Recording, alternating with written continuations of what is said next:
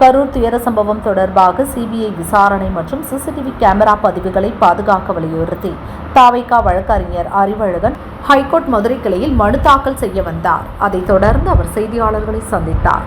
தமிழக வெற்றி கழகத்தினுடைய தலைவர் விஜய் அவர்கள் கரூரில் மக்களை சந்திக்கிற நிகழ்ச்சியில் தமிழக காவல்துறையினர் குளறுபடியால் போக்குவரத்தை சரி செய்யாமல் போதுமான காவலர்களை பணிக்கு அமர்த்தாமல் இருந்த காரணத்தினால் அதை பயன்படுத்தி கொண்டு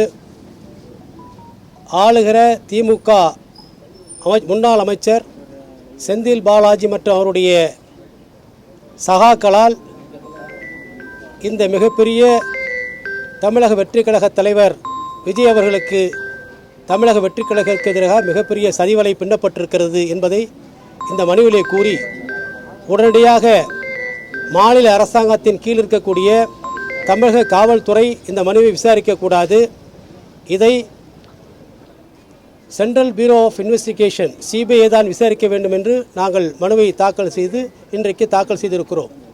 அதில் 2 விதமான உடனடியாக இடைக்கால நிவாரணம் கேட்டிருக்கிறோம். ஒன்று, அந்த சம்பவம் நடைபெற்ற இடத்திற்கு அருகில் உள்ள சிசிடிவி பதிவுகளை எப்படியாவது நீக்கி விடுவார்கள், அதை உடனடியாக கைப்பற்ற வேண்டும்.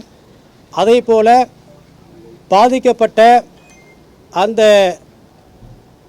எங்கள் கட்சியினுடைய தொண்டர்கள் அவர்களுடைய குழந்தைகளை இறந்திருக்கக்கூடிய பெற்றோர்கள் அவருடைய உறவினர்களை சந்திப்பதற்கு தலைவர் விஜய் அவர்களுக்கு உரிய பாதுகாப்பு தர வேண்டும் என்று 2 கோரிக்கைகளின் அடிப்படையில் மொத்தம் 3 விதமான கோரிக்கைகளை வைத்து இன்றைக்கு நாங்கள் மனுவை தாக்கல் செய்ய இங்கே வந்தோம்.